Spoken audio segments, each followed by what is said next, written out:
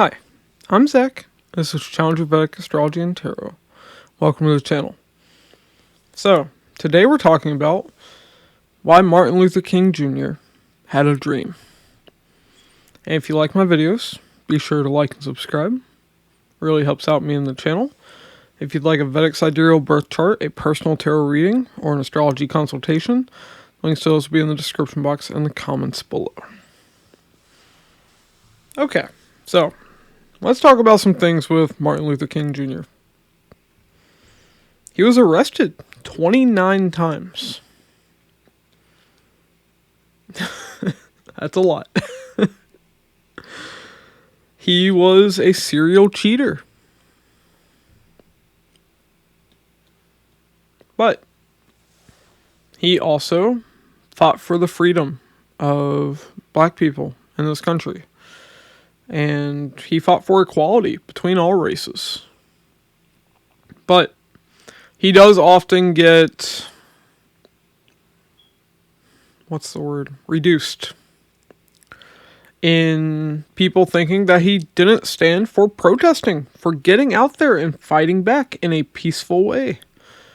I know you should be pacifist, meaning don't get out there. That's the way people in the government like to frame Martin Luther King Jr. But he strongly believed in opposing people when, they weren't making things equal. Martin Luther King fought in a peaceful way. Gandhi was one of his inspirations. He basically modeled his movement after Gandhi. We'll get into Gandhi later. But let's dig into Martin Luther King Jr.'s birth chart. Okay, so here we have the birth chart of Martin Luther King Jr. and his navamsa chart. In the birth chart, he's an Aries ascendant with moon in Aquarius.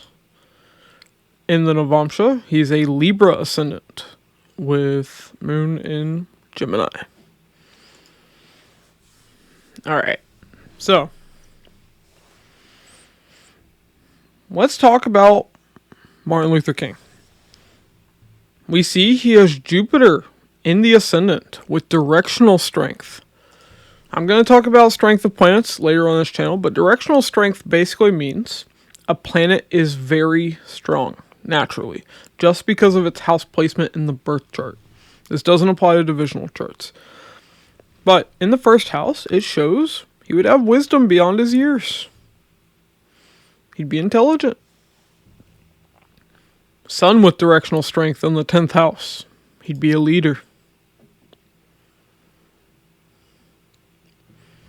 He was a great speaker. He had Rahu and Mars in the 2nd house. Explosive speech that would ignite people.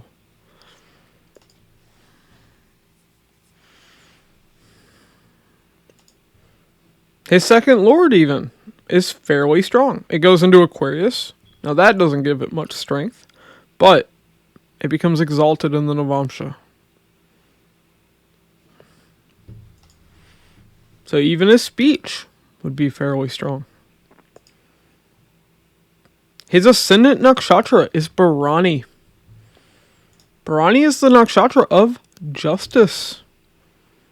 He would feel that weight on his shoulders that he has to do what's right, what's fair. And so he did. His enemies, the 6th lord of enemies, is in the 10th house. His enemy would be the government. It's in the nakshatra of Shravana. Shravana is the nakshatra of listening. His enemy was the FBI. Hoover listening in on him. Recording his conversations. Which is how people found out about his affairs.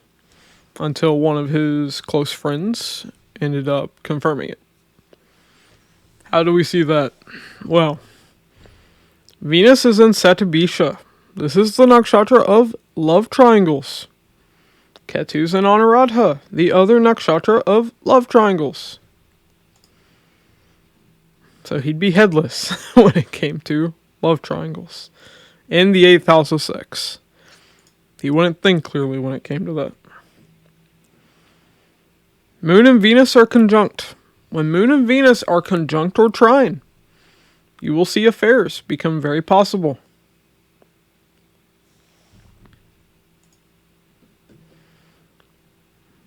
Why? Because Moon is lust and Venus is relationships. A person becomes too lustful to the point where they'll have extramarital affairs.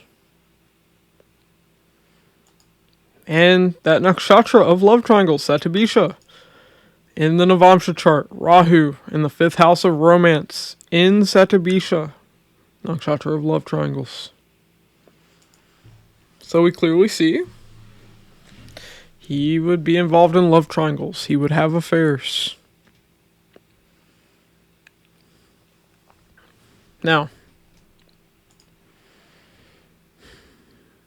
in his navamsa, before we get to his navamsa chart, actually, his moon is in Purva Bhadrapada, the nakshatra of protecting or harming children. So we see he wanted to protect children. His 2nd house, Lord, Venus, is in the 11th house. He would speak on behalf of the masses. Venus is also the 7th Lord of the masses in the 11th house.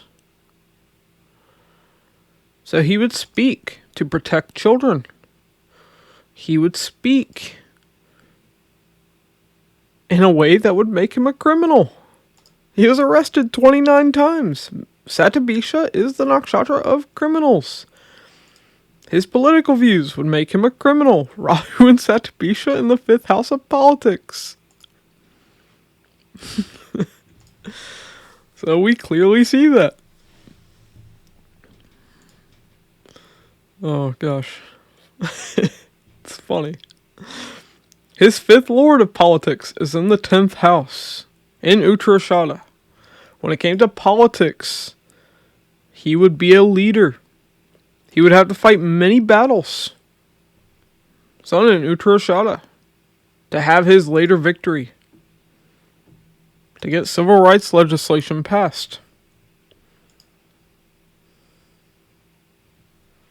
Now, in the Navamsa, his ascendant nakshatra is Swati, the nakshatra of freedom. You see this over and over. And, people that fought for freedom. Swati is always there.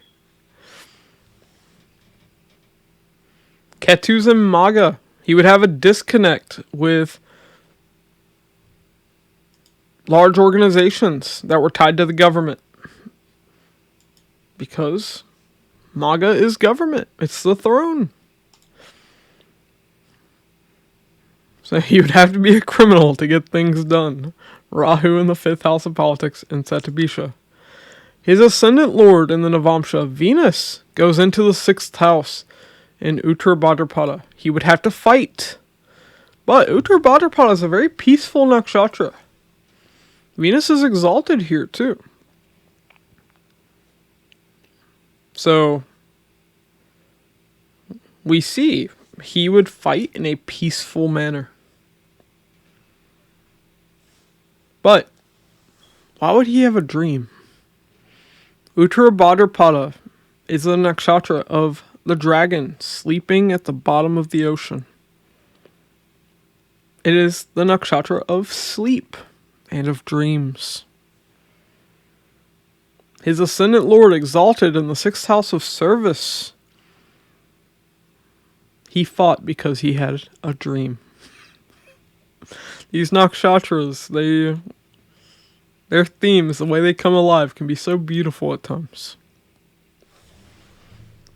But we also see he has a debilitated Saturn in the 7th house, in Bharani. It's his fifth lord of politics in the seventh house. So what do we see with this? Well, we clearly see he would want to serve society, the masses. When it came to legal reform, Bharani's the law, Saturn's the judge, Saturn's service. But what do we also see with this? We see that his karma would be tied to Bharani. Bharani's a very sexual nakshatra. Don't get it twisted. It is a very sexual nakshatra. It may also be a nakshatra tied to celibacy. But it does have that flip side of being the exact opposite at the same time. So, what hurt his fame a bit with the masses was because he was very sexual. But that also shows that when it came to his political movement, there'd be a lot of difficulty, and that it may not have succeeded. Now, there is a yoga of cancellation of debilitation, because Sun is exalted in the 7th house. There's something called a Neech Bhang Raj yoga. So it wouldn't be all bad, but it's also not great. Now, his enemies. Let's talk about that, because he had a lot of them. In the birth chart, we mentioned how his 6th lord of enemies is in the 10th house. Enemies tied to the government that would listen in on him. In the navamsa chart, his 6th lord of enemies is with the 12th lord of hidden enemies in the 9th house, with the 10th lord of government. So, 6th lord of enemies is in the nakshatra of Ardra.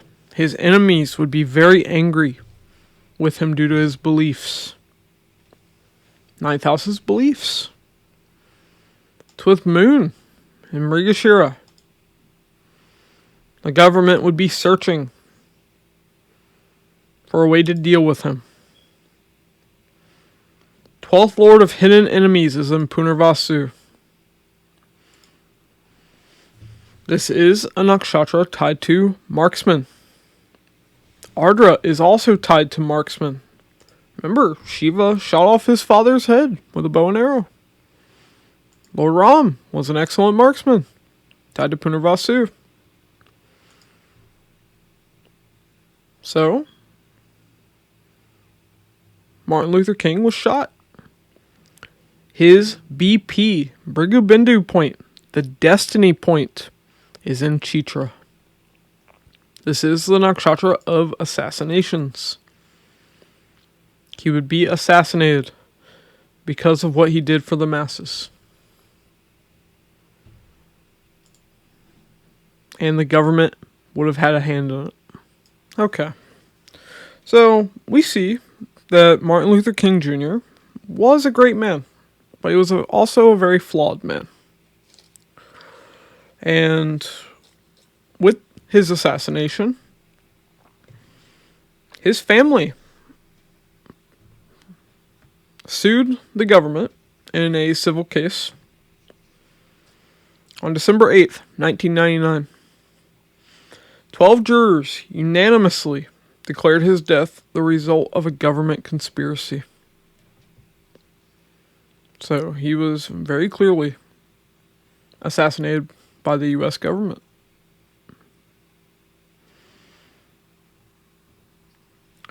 And I want to say a quote from him here.